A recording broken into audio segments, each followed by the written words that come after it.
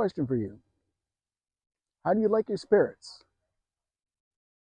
Out of a glass or a haunted house? Come with me. I have a story to tell. It's 1893, the year that brought in the panic of 1893 to the New York Stock Exchange, starting a bad national depression. The first U.S. stamp to picture a woman was issued, with Queen Isabella, patron of Columbus. The Great Northern Railway connecting Seattle with the East Coast was completed. It was also the year that Lena Elsie Imus was born to Zachariah and Hannah Imus, along with 3 brothers and 4 sisters here in Dundee, Oregon.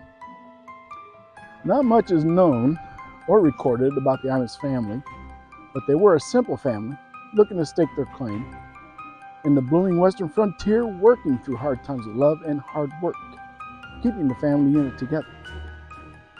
Over a period of time, Lena did eventually lose her father, passing away in 1907. And Lena not quite getting over his passing. Suffering from extreme severe depression, she tried to find consolation in the arms of a stranger. She quickly became pregnant during the fall of 1908, and her lover scorned and abandoned her soon after he found out about the pregnancy. Despondent over her losses, her pregnancy wasn't enough to convince her to live. Contrary to reports on her death, the truth behind Lena's death is that she tried to commit suicide by drinking a glass of carbolic acid, but didn't quite succeed. She did, however, sadly succeed in taking her life on December 18th of 1908 by hanging herself at the top of the stairway in her home, where now sits the old tasting room for the Argyle Winery here in Dundee, Oregon. The grave of Lena Imus can be found here in Dundee's Pioneer Cemetery. Near that of her siblings and her parents. And we are just about to her tombstone now, along with her family. Just say the family plot. It's a beautiful cemetery here, very small, sitting on top of the hill here in Dundee. A lot of old stones, a lot of history.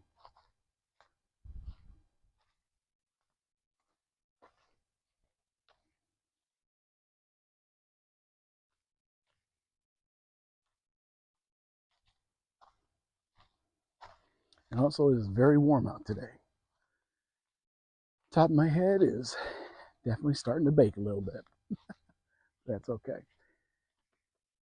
Here is the Imus family plot. Her father, Zachariah. Her mother, Hannah.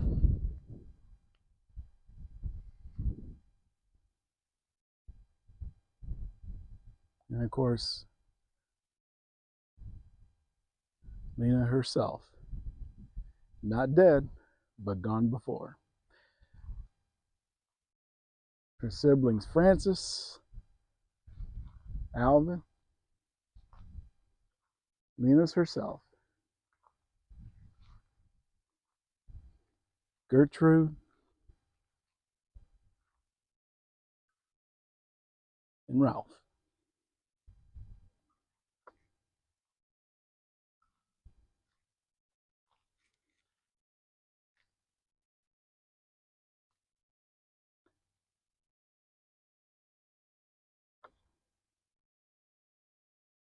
And of course, I want to pay respects to her and her family. I'm going to leave a stone to let her know somebody remembers.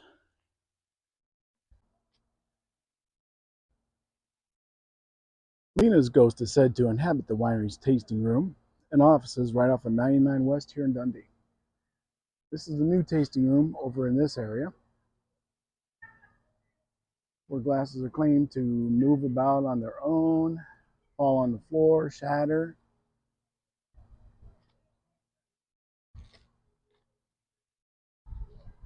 And the story that Lena Imus's ghost still roamed her former house, or still roams her former home, started with two former city employees, a lady by the name of Molly Davis, who is the then city recorder, and Chris Culver, former city clerk, whose accounts were later seconded by Todd Miller, then assistant public works superintendent for the city.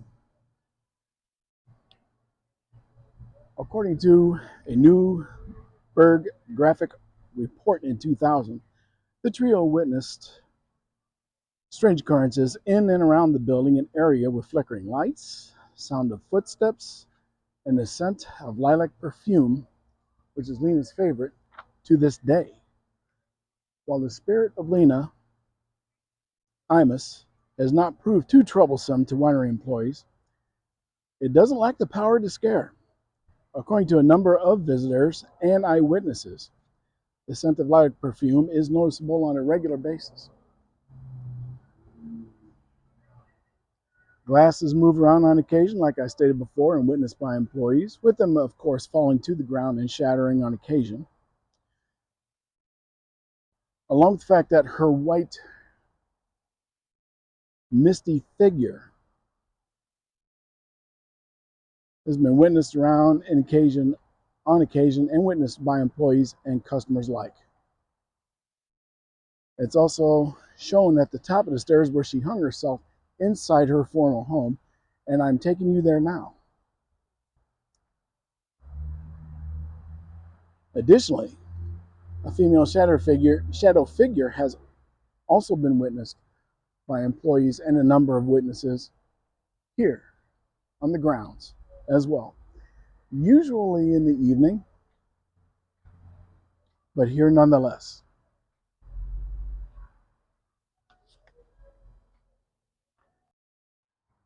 I am now at her former home, an old wine tasting house that they have closed down, cannot access it any longer.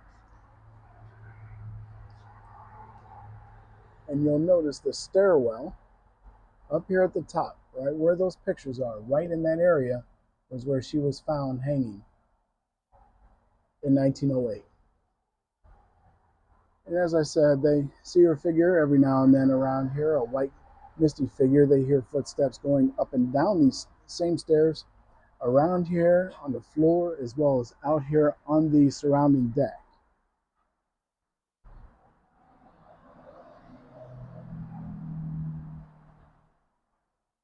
Over here in the tasting room area is where they found a number of glasses that have fallen onto the ground and shattered. As you can see without the reflection, it is very, very nice. But this is the old tasting room. Like I said, people no longer have access to this facility. Unfortunately, they would not let me in here to do any recording, so I'm right here at the windows, trying to give you a good peek into what the place looks like down here in ground level. I'll go to the Spirit House door one more time and take you right up those stairs, right to where they found her hanging.